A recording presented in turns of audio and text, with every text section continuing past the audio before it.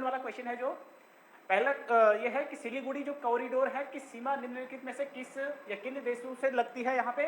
तो यहाँ पर हमें पूछा गया सिलीगुड़ी जो कॉरिडोर है, तो अभी हाल ही में सिलीगुड़ी जो कॉरिडोर है वो चर्चा का विषय आपने सुना होगा। सिलीगुड़ी जो कॉरिडोर है, ये सिलीगुड़ी जो कॉरिडोर पड़ता है ये कहाँ पड़ता है, ये पश्चिम बंगाल क्षेत्र में ये पड़ेगा। सिलीगुड़ी कॉरिडोर ये पश्चिम बंगाल में ही पड़ेगा। और ये सिलीगुड़ी जो कॉरिडोर है ये एकमात्र रास्ता है भारत से मुख्य जो भारत का क्षेत्र है उससे पूर्वोत्तर भारत को जोड़ने वाला जो क्षेत्र होता है। तो यानी कि अगर हम इंडिया के मैप में देखें, सिलीगुड़ी जो कॉरिडोर पड़ता है वो इधर अगर हम देखें इस वाले क्षेत्र में ये पड़ेगा, पश्चिम बंगाल वाले क्षेत्र में, इस क्षेत्र में। तो यहाँ से एकमात्र जो भारत का मुख्य क्षेत्र है, यहाँ से पूर्वोत्तर का जो क्षेत्र है उसको जोड़ने वाला एक मुख्य या संवेदनशील अगर हम देखें तो ये क्षेत्र यहाँ पे पड़ेगा। तो ये चर्चा का विषय अभी हाल ही में क्यों बना, क्योंकि बांग्लादेश में जो अंतरिम सरकार वहाँ पे बनी है, वहाँ के जो अंतरिम प्रमुख है मोहम्मद यूनिस, तो उनका चाइना के साथ काफ़ी वहाँ पे संबंध देखने को मिल रहा है।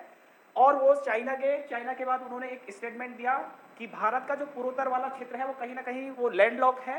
तो ये वहाँ पे उन्होंने स्टेटमेंट दिया, यानी कि जो भारत के विरोध में हम कह सकते हैं। तो उन्होंने कहा कि पूर्वोत्तर का जो क्षेत्र है वो लैंडलॉक है और एकमात्र जो रास्ता है पूर्वोत्तर के लिए जाने के लिए तो वो यानी कहीं ना कहीं बांग्लादेश की सहायता से वहाँ पे जाना पड़ता है। तो इसलिए भारत ने क्या किया, इसका विरोध भी किया। तो इसलिए ये चर्चा का विषय बना हुआ है। तो सिलीगुड़ी जो कॉरिडोर पड़ेगा वो पश्चिम बंगाल में पड़ेगा और यहाँ पर दो देश यहाँ पे लगते हैं, यानी कि एक तरफ अगर हम यहाँ देखें तो यहाँ नेपाल यहाँ पे होगा, इस क्षेत्र में नेपाल होगा और जो नीचे वाला क्षेत्र है तो यहाँ पे आएगा क्या, बांग्लादेश। ठीक है, तो यानी कि एक संवेदनशील क्षेत्र है।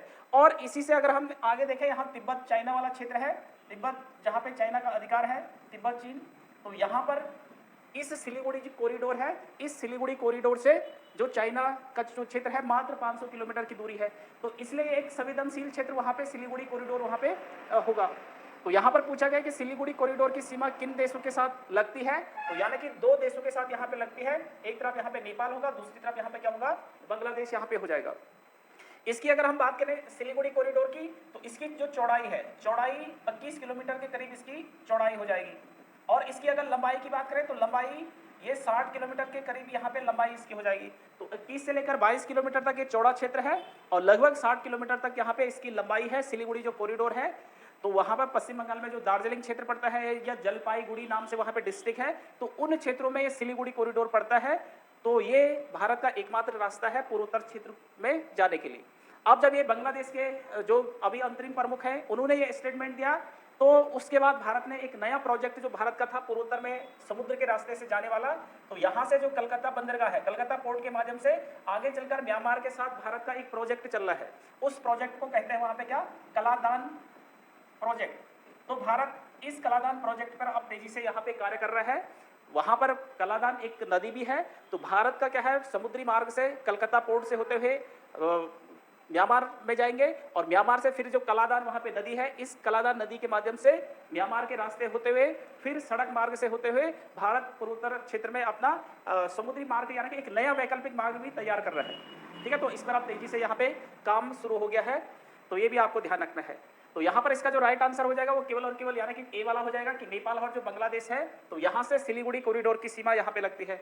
अब इससे पहले जैसे बांग्लादेश में जो सरकार थी शेख हसीना की, तो शेख हसीना के साथ भारत के संबंध अच्छे थे, तो इस समय ऐसी स्थितियां नहीं थी। लेकिन अब बांग्लादेश हो गया, नेपाल हो गया, इनकी धीरे धीरे दोस्ती अगर हम देखें तो मित्रता इनकी चाइना के साथ वहाँ पे देखने को मिल रही है। तो इसलिए कहीं ना कहीं भारत इस क्षेत्र के लिए संवेदनशील है यहाँ पे, और यानी कि यहाँ पे अब नया वैकल्पिक मार्ग भी यहाँ पे भारत ढूंढ रहा है। तो इसका राइट आंसर हो जाएगा ए। ठीक है, अगला हम नेक्स्ट देखते हैं, इसमें दूसरा क्वेश्चन।